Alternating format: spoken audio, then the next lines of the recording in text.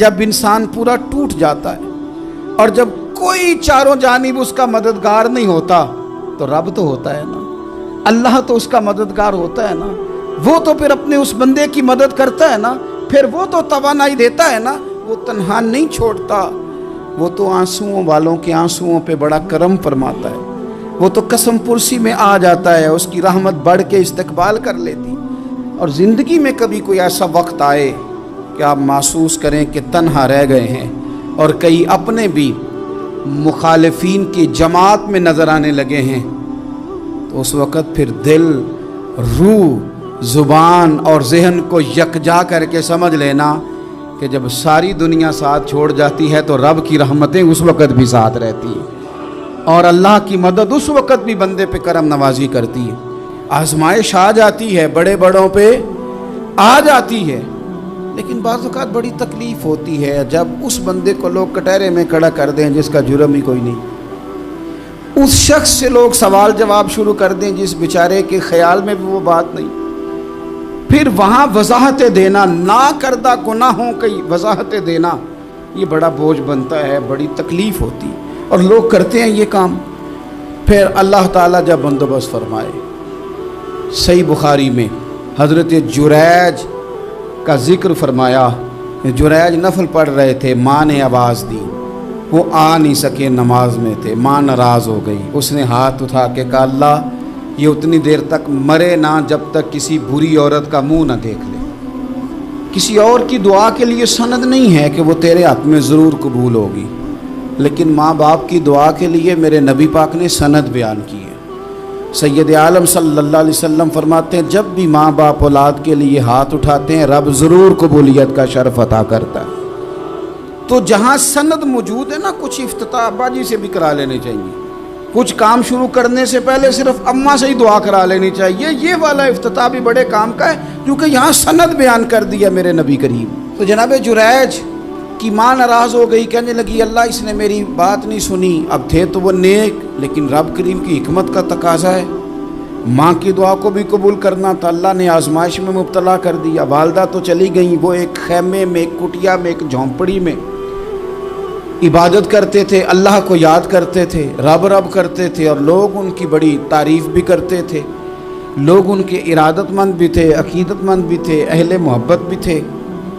ایک عورت آ گئی، بس وہ اللہ کی حکمت پوری ہونی تھی، اس نے آ کے پہلے تو انہیں اپنی طرف مائل کرنا چاہا، جب نہ مائل ہوئے تو الزام لگا دیا۔ یہ ہمارے دور کا تقاضا ہے، لوگ پہلے آپ کو اپنے حق میں قائل کرتے ہیں، اپنی فرما برداری میں لانا چاہتے ہیں، اگر آپ نہیں آتے تو پھر وہ آپ کو مجرم قرار دے دیتے ہیں، یا میرے ساتھ چل ورنہ پھر میں تیرے خلاف پراپوگنڈا کروں گا، دو ہی باتیں۔ پہلے اس نے قائل کیا، جب جناب جنید قائل نہ ہوئے تو اس نے قریب ایک چرواہا تھا، اس چرواہے کے ساتھ جا کے منہ کالا کیا، مقررہ وقت پہ بچہ پیدا ہو گیا، لوگوں نے کہا کس کا ہے، کہنے لگی اس خانقاہ میں، اس حجرے میں عبادت کرنے والے کا ہے۔ اگر کسی دیندار پر ذرا سا بھی الزام لگ جائے تو آپ یقین کریں کہ بڑے بڑے خوفناک لوگ بھی نیک ہو جاتے ہیں، جن کا اپنا سارا ماضی کالا سیاہ ہو وہ بھی اجالوں کے راہبر بن جاتے ہیں، جن کی اپنی زبانیں ساری زندگی آلودہ رہی ہوں وہ بھی بڑے بڑے اعلیٰ سچ بولنے لگتے ہیں۔ اعلیٰ کچے میرے مکان کی دیوار کیا گری، لوگوں نے تو میرے صحن میں رستے ہی بنا لیے۔ بڑے لوگ آ جاتے ہیں، پھر بڑا کچھ کرتے ہیں اور بڑے بڑے خوفناک جملے کستے ہیں، بس کو نقطہ جو ہاتھ آ گیا ایسا جیسے گرنے کا انتظار کر رہے تھے۔ اب جناب لوگ اٹھے، احتجاج شروع ہو گیا، شور پڑ گیا، یہ بابا بڑا نیک بنتا تھا، نفل پڑھتا تھا، عبادتیں کرتا تھا، دیکھو اس کا حال کیا ہے کہ اس نے ناجائز بچہ پیدا کیا۔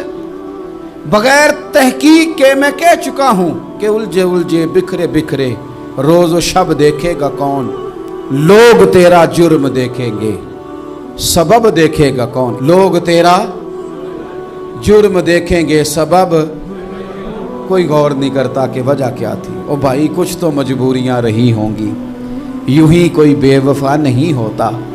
الزام لگا دیا، شور ہوا، احتجاج ہوا، دنیا کٹھی ہوئی، ان کا انہوں نے حجرہ گرا دیا، مارا بھی، پیٹا بھی، ایک نیک آدمی کو بدنام بھی کیا، برا بھلا بھی کہا، گالیاں بھی دیں، جو کر سکتے تھے کیا۔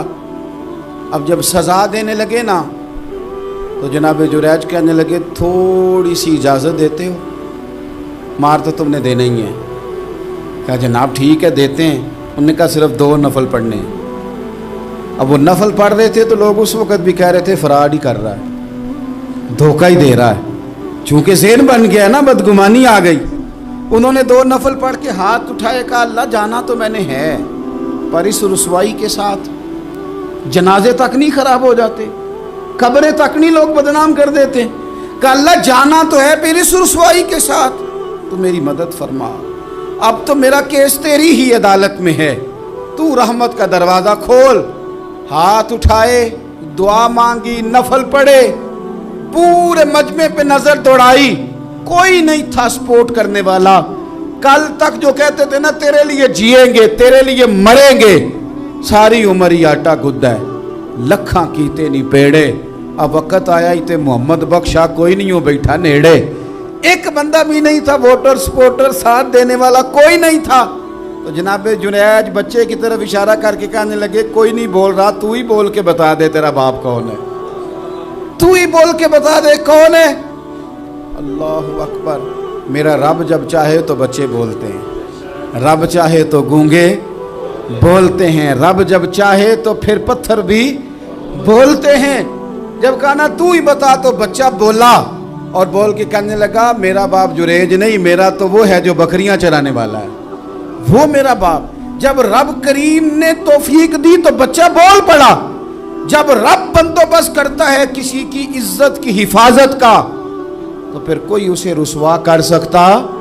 یاد رکھنا جب رب محافظ ہو تو پھر لوگوں کا پراپوگنڈا وہاں کچھ کر سکتا؟ لوگ کئی دفعہ بڑا گہرا جال بنتے ہیں، سازش کا رنگ بڑا گہرا ہوتا ہے، عام سادے آدمی اس کو سمجھ نہیں پاتے، اس پراپوگنڈے کا حصہ ہو جاتے ہیں، انہیں پتہ ہی نہیں چلتا یہ بات دراصل کیا کی جا رہی ہے۔ یہ کتنی گہری حسد کی آگ ہے جس کو لوگ بغض کے ساتھ ہوا دے رہے ہیں، اپنی عداوت کے ساتھ اس کو زیادہ جلا رہے ہیں۔ حضرت سیدنا عائشہ صدیقہ رضی اللہ تعالیٰ عنہ بیان کرتی ہیں، اور لطف کی بات یہ بھی بخاری میں موجود ہے۔ میں نے جناب جنید کا قصہ عرض کیا تو بخاری سے، یہ عرض کر رہا ہوں تو بخاری سے۔ یہ واقعہ میں حضور کی امت کے کسی ولی کا بیان کرتا تو لوگوں نے کہنا تھا ہماری سمجھ میں ہی نہیں آتا۔ بعض لوگوں کا خیال ہے کہ داتا صاحب کی کرامت بھی نبی پاک کی بیان کریں۔ او خدا کے بندوں کو خیال کرو، داتا صاحب تو کئی 100 سال بعد آئے ہیں، وہاں اگر کوئی کرامت ہوگی تو حضور بیان کریں گے؟ اگر نبی کریم نے پچھلے بنی اسرائیل کے ولیوں کی کرامتیں بیان کر کے تمہیں بتائی ہیں تو اس کا معنی یہ ہے کہ اگر وہاں اللہ یہ شان عطا کر سکتا ہے تو تم تو امتوں کی سردار امت ہو، ان پر تو نیرا فضل ہے، تم پر تو رب کا فضل کبیر ہے۔ تو بس لوگ سمجھنے کو تیار نہیں، پچھلوں کی مان لیتے ہیں۔ جناب آصف بن برخیہ کی کرامت جو سورہ نمل میں آئی وہ تو مانیں گے، پر غوث پاک کی کرامت یہ پتہ نہیں عجیب فلسفہ ہے، اور کس طرح کا فلسفہ ہے یہ سمجھ سے بالاتر ہے کہ بنی اسرائیل کا کوئی ولی ہو تو اس کی کرامت ہو سکتی ہے، اور نبی پاک کی امت کا ہو تو اس کی ہو ہی نہیں سکتی۔ کیا معنی ہے اس بات کا؟ اور لوگ ہیں کہ داد و تحسین دے رہے ہیں، واہ واہ کر رہے ہیں۔ اللہ تعالیٰ سمجھنے کی توفیق عطا فرمائے۔ حضرت عائشہ صدیقہ رضی اللہ تعالیٰ عنہ فرماتی ہیں ایک عورت تھی اور اسے نبی پاک صلی اللہ تعالیٰ علیہ وسلم نے وہ کلمہ پڑھ کے مسلمان ہوئی، مدینہ طیبہ آ گئی تو حضور نے مسجد نبوی شریف میں اس کے لیے مکان، ایک سادہ سا کمرہ ساتھ مسجد کے بنوا دیا، وہیں رہنے لگی۔ اکثر وہ سیدہ طیبہ کے پاس آتی تو حضرت عائشہ صدیقہ رضی اللہ تعالیٰ عنہ فرماتی ہیں وہ بڑی باتیں سناتی اور آخر میں کہتی وہ ہار والا دن بھی بڑا عجیب دن تھا، اور میرے رب کی قدرتوں کا دن تھا، وہ بھی بڑا عجیب دن تھا۔ سیدہ عائشہ صدیقہ رضی اللہ تعالیٰ عنہ ایک دن فرمانے لگی کہ تو ہار والے دن کا بڑا ذکر کرتی ہے، وہ کیا دن تھا؟ تو خاتون کہنے لگی اماں جی وہ دن تھا جب میرے رب پر بھروسہ اور مضبوط ہو گیا، جس دن میرا اپنے رب پر توکل اور بڑھا، میرے ایمان میں یقین میں اور پختگی آئی۔ کہنے لگی میں ایک گھر کی کنیز تھی، نوکرانی تھی، اس گھر میں ایک بچی تھی جس کے پاس سونے چاندی ہیرے جواہرات کا ہار تھا۔ اس زمانے میں چمڑے کے اوپر لوگ ہیرے جواہرات لگاتے تھے، कई दफ़ा सुर्ख रंग के चमड़े पे लगाए जाते थे, वो बच्ची पहनती थी। तो कहती हूँ बच्ची के उसने उतार के रखा या उससे गिरा वो हार, तो चील उसे उठा के ले गई गोश्त समझ के, और मेरे सामने उठा के ले गई। घर वालों ने मुझसे पूछा, ये बुखारी में मौजूद है, घर वालों ने पूछा मुझसे कि वो हार कहाँ है, तो मैंने कहा चील उठा के ले गई। घर में कुछ चोरी हो जाए तो सबसे पहला इल्ज़ाम किस पे लगता है? मुलाजमीन पे। कहते उन्होंने मुझे बड़ा मारा, बड़ी तकलीफ थी, हत्ता कि मेरी शर्मगाह तक की तलाशी, मेरी इज्जत इतनी ख़राब की मैं बता नहीं सकती। मैंने अपनी ज़िंदगी में एक वाक़या देखा, एक अमीर घर में चोरी हो गई, मुलाजिम को इतना मारा कि वो चारपाई पे पड़ गया।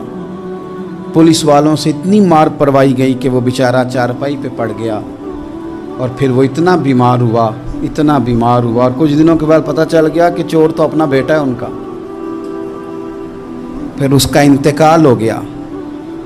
अब वो सेठ साहब और घर वाले आके ना मरने वाले के कान में माफ़ियाँ मांग रहे हैं, कान में।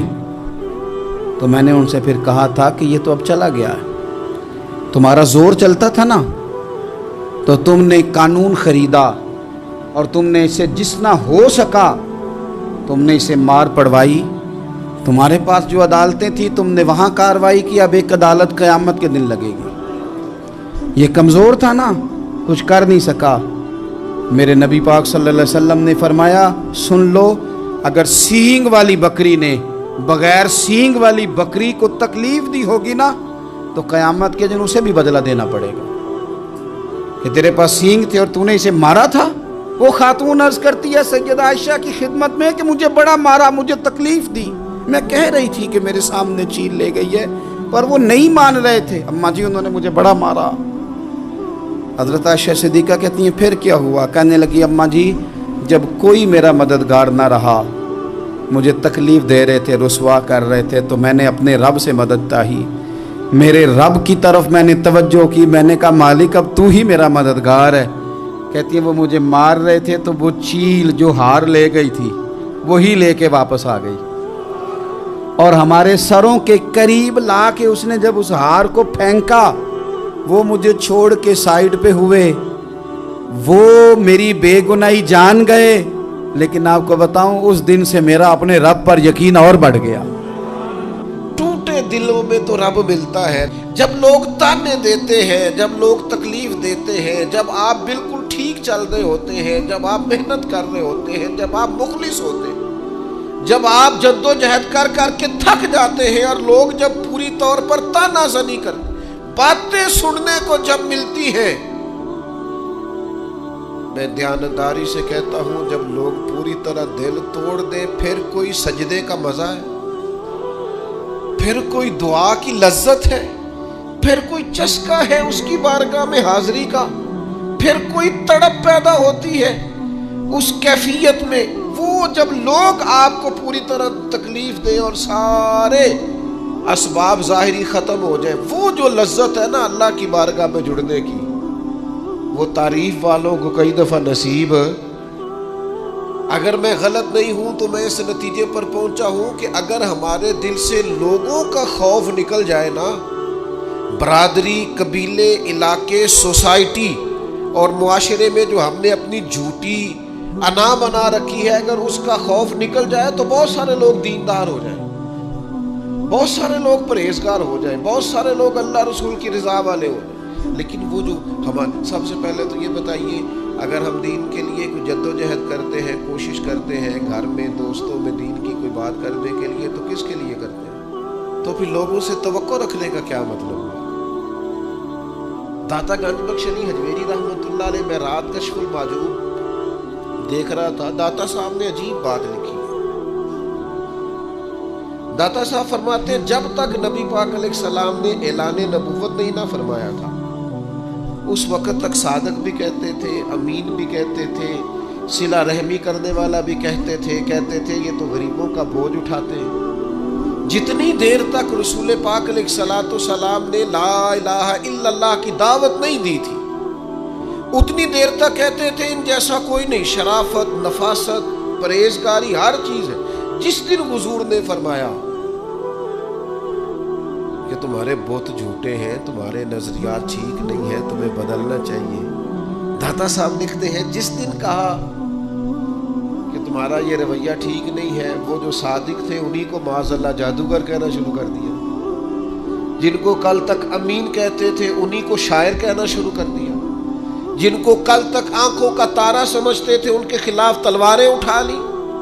آپ یقین کریں دین کا کوئی کام آپ نہ کریں, آج بھی آپ فقیر بن جائیں درویش, موٹی سی چادر اوپر اوڑے, تسبیح لے لے, کونے میں بیٹھ جائیں, حضرت صاحب کچھ نہیں کرتے جی, کوئی دین کا کام آپ نہ کریں, کونے میں بیٹھے جی, بڑا فرشتہ آدمی ہے, کسی کو کچھ نہیں کہتا. آپ صوفی مشہور ہے پوری دنیا میں, لیکن اگر آپ کہتے ہیں کوئی تعلیمی کام کرنا ہے, آپ کو کوئی تبلیغی کام کرنا ہے, سوسائٹی میں آپ کو کوئی کردار ادا کرنا ہے, آپ کو معاشرے میں کسی فکر کو پروان چڑھانا ہے, تو آپ کے لیے 100 باتیں, ہزار قسم کے تانے, لیکن نہ بچا بچا کے تو رکھ اسے, تیرا آئینہ ہے وہ آئینہ. اقبال کہتے ہیں تو اپنے شیشے کو اتنا بچا بچا کے کیوں رکھتا ہے؟ نہ بچا بچا کے تو رکھ اسے, تیرا آئینہ ہے وہ آئینہ. شکستہ ہو تو عزیز تر ہے نگاہ آئینہ ساز میں. حضرت امام احمد بن حنبل رحمۃ اللہ علیہ ایک چور کے لیے اکثر دعا مانگا کرتے تھے. ابو الحسن اس کا نام تھا. امام احمد بن حنبل کہتے یا اللہ اس پہ رحم فرما, یا اللہ اس چور پہ رحم فرما. دعا مانگتے, اور دعا کیا مانگتے؟ یا اللہ ابو الحسن اس پہ رحم فرما. ایک دن آپ کے بیٹے نے پوچھا کہ حضور لوگ بڑے پریشان ہیں کہ آپ چور کے لیے دعا مانگتے ہیں اور اس کے لیے اللہ کی رحمت طلب کرتے ہیں. تو امام احمد بن حنبل نے بڑی انوکھی بات کی, کہنے لگے اس چور نے مجھے حوصلہ بڑھا دیا. آپ فرمانے لگے دین کی ایک بات کرنے کی وجہ سے جب مجھے بادشاہ نے گرفتار کیا اور مجھے تھانے لے جایا گیا اور کوتوال مجھے بند کر رہا تھا, تو میں دیندار آدمی تھا, ساری زندگی پڑھنے پڑھانے والا تھا. سارے مجرم نہیں جیلوں میں جاتے, جیلوں میں تو حضرت یوسف علیہ السلام جیسے لوگ بھی رہے ہیں. فرماتے ہیں مجھے لے جایا جا رہا تھا تو کچھ کیفیات تھی کہ لوگ کہیں گے جناب جیل میں. ارشاد فرماتے ہیں کہ میں ابھی کوتوال مجھے تھانے لے کے گیا کہ وہ چور آیا اور آ کے کہنے لگا امام صاحب زمانہ جو مرضی کہے, میں جانتا ہوں آپ کی غلطی کوئی نہیں, آپ نے حق بیان کیا. کہنے لگا حضور میں چور ہوں,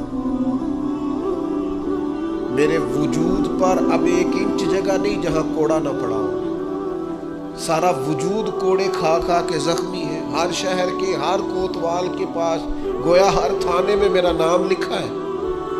چوری کے لیے مار کھاتا ہوں, کبھی گھبرایا نہیں.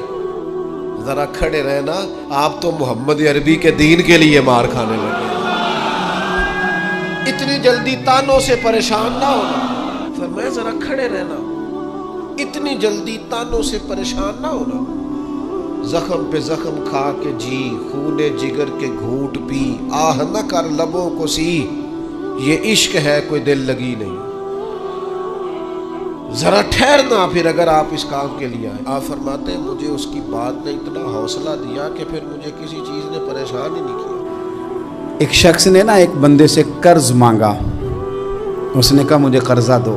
وہ کہنے لگا کہ کتنا قرضہ؟ اس نے کہا 1000 دینار.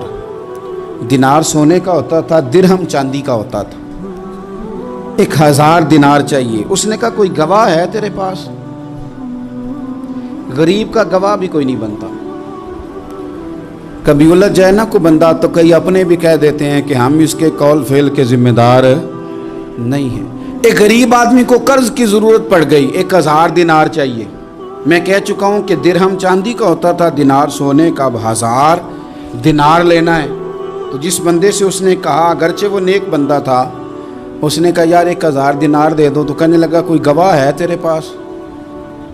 وہ کہنے لگا غریبوں کا گواہ کون ہوتا ہے؟ ہاں ایک گواہ ہے. کہا کون؟ کا میرا رب, وہ تیرے اور میرے بیچ گواہ ہے. اس نے کہا کوئی کفیل, اگر تو پیسے نہ دے سکے تو وہ بعد میں دے دے, یا تجھے کچھ ہو جائے تو وہ دے دے. اس نے کہا کفیل بھی میرا اللہ ہی ہے. میرے پاس اگر ہے تو رب کریم کا نام ہے, اگر اعتماد کر سکتا ہے تو کر لے. بندہ نیک تھا, اس نے کہا رب کے نام پہ, رب کی کفالت پہ, اللہ کو گواہ بنا کے میں تیار ہوں تجھے 1000 دینے کو. اس نے 1000 دینار دے دیا، وقت واپسی کا طے ہو گیا، وہ چلا گیا پیسے لے کے۔ اس نے پوری محنت کی کہ میں نے وقت پہ پیسے لوٹانے، پوری محنت بھی کر لی، اللہ نے مدد بھی کر دی، پیسے بھی اس تاریخ کو اسے مل گئے۔ بعض لوگوں کا تو لوٹانے کا دل ہی نہیں نہ ہوتا۔ فرمایا حدیث پاک میں کہ تو لوٹانے کا ارادہ کر، رب تیری مدد بھی فرمائے گا۔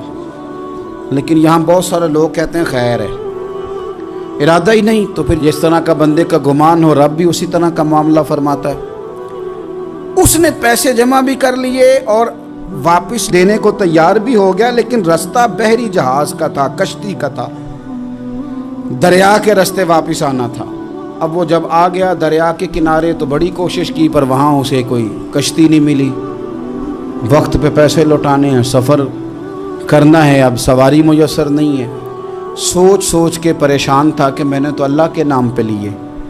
اچانک دل میں ایک تجویز آئی، اس نے ایک لکڑی لی، لکڑی کو اندر سے کھولا، 1000 دینار اس میں بھرا، بخاری پڑھ رہا ہوں، اور ساتھ ایک خط بھی لکھا کہ یار میں پیسے پہنچانا چاہتا تھا پر مجھے کوئی چیز نہیں ملی دریا کے اس پار آنے، اللہ کے نام پر تیری طرف روانہ کر رہا ہوں۔ اور یہ کہہ کہ وہ لکڑی دریا میں رکھ دی، وہ لکڑی ڈوب گئی ہے، واپس آ گیا۔ وہ جس نے پیسے لینے تھے وہ عین مقررہ وقت پر دریا کنارے آیا۔ صبح سے سر شام تک اس نے انتظار کیا، دل ڈھلنے لگا تو دل میں خیال آ گیا کہ یار نہیں، اس نے دینے ہی نہیں، جھوٹا وعدہ کر گیا، پہنچا ہی نہیں وقت پہ۔ اب جب واپس لوٹنے لگا تو اچانک دریا میں ایک لکڑی تیرتی ہوئی دکھائی دی، کہنے لگا لے جاتا ہوں، شام کو روٹیاں پکانے کے کام آئے گی، ایندھن بنا کے جلا لوں گا، ہنڈیا پک جائے گی۔ لکڑی اٹھا کے جلانے کے لیے گھر لایا، گمان تھا کہ وہ نہیں آیا وعدہ کر کے، اللہ کو کفیل اور وکیل بنا کے اور گواہ بنا کے پھر بھی نہیں آیا۔ لکڑی لے کے گھر گیا، بخاری ہے، اور جب اس کو چیرا نہ کہ میں اس کی آگ جلاؤں گا، کھولا تو اندر سے 1000 دینار بھی نکل آیا، خط بھی نکل آیا۔ اب ذرا سمجھنا، اس کے دل میں بات کس نے ڈالی کہ تو لکڑی میں پیسے ڈال دے؟ اللہ نے۔ اس بندے کو مقررہ وقت پہ کنارے بھیجا کس نے؟ لکڑی صرف اسی کے ہاتھ آئی تو یہ بندوبست کیا کس نے؟ اللہ نے۔ گھر جا کے چیری تو پیسے بحفاظت اس تک پہنچائے کس نے؟ تو پھر ہمیں بھی توجہ اللہ کی جانب ہی کرنی چاہیے، ہمارے پہ دل کی توجہ رب کی طرف ہی ہونی چاہیے نا، ہمیں ادھر ادھر جانے کی، دیکھنے کی، بندوں پر غور کرنے کی ضرورت کیا ہے؟ وہ پیسے پہنچ گئے، یہ وہاں اپنی جگہ پہ پریشان تھا، اس نے 1000 دینار اور جمع کیا۔ پھر دوبارہ ایک دن دریا کنارے آیا، کشتی مل گئی، بیٹھ کے اپنے اس بھائی کے پاس آیا، کہنے لگا دیکھنا مجھ پر بدگمان نہ ہونا، پیسے اس تاریخ کو بھی جمع کر لیے تھے، دریا پہ آیا تھا پر کشتی نہیں ملی تھی، پھر میں نے نا لکڑی میں ڈال کے خط ڈال کے تیری طرف بھیج بھی دیے تھے، لیکن آج میں پھر لے کے آ گیا ہوں۔ وہ کہنے لگا خوش ہو جا، جس رب کو تو نے میرا اور اپنا گواہ بنایا تھا اس رب نے میرے تک پہنچا بھی دیے ہیں۔ جب لوگ اللہ کو گواہ بناتے ہیں، رب کی جانب اپنی توجہ کرتے ہیں، اپنی چاہتوں، خواہشات اور اپنی ساری چٹھیاں اپنے رب کریم کی رحمت کی طرف روانہ کرتے ہیں، پھر اللہ اپنے بندوں کو مایوس نہیں کرتا، اللہ اپنے بندوں کو نواز دیتا ہے، اللہ تبارک و تعالیٰ اپنے بندوں پہ کرم نوازی کرتا۔ او سنگیو، ساری امیدیں سیٹھوں، نوابوں، دنیا داروں سے کیوں وابستہ کرتے ہو؟ ساری توجہات کا مرکز کیوں ان لوگوں کو بناتے ہو جو تمہیں دنیا میں مضبوط نظر آتے ہیں؟ اپنی توجہات کا مرکز اپنے خدا کو بنائیے، اپنے مالک کی جانب اپنی ساری خواہشات کا رخ پھیر دیجئے، اپنی توجہات اپنے رب کی جانب کر لیجئے، وہ اپنے بندوں پہ بڑی کرم نوازی فرماتا ہے، وہ عزتوں کا بھی محافظ ہے، وہ پریشانیوں میں کرم نوازیاں فرمانے والا ہے، وہ ساتھ دینے والا ہے، وہ اس کی رحمت قریب آ کے بندے کو سہارا دیتی ہے، وہ اپنے فضل سے اپنے بندوں کی ہر مشکل میں دستگیری فرماتا ہے۔ اسیاں سے کبھی ہم نے کنارہ نہ کیا، اور تو نے بھی تو دل آزردہ ہمارا نہ کیا، ہم نے تو جہنم کی بہت کی تدبیر، پر مولا تیری رحمت نے گوارا نہ کیا۔ عدل کریں تے تھر تھر کمبن، اچیاں شانہ والے، تجھے تو فضل کریں تے بخشے جامن، میرے جے منہ کالے، آخر دعوایا ان الحمدللہ رب العالمین۔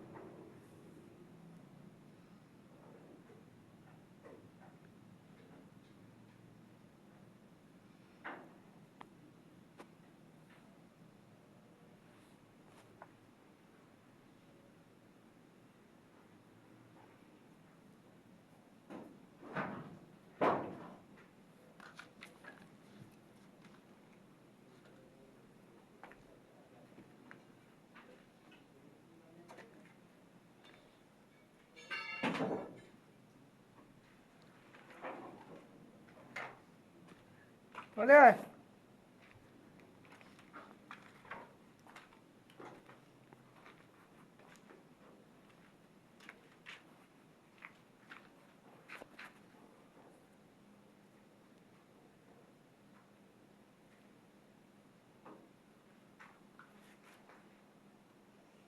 માથે બાંધી માથે બાંધી માથે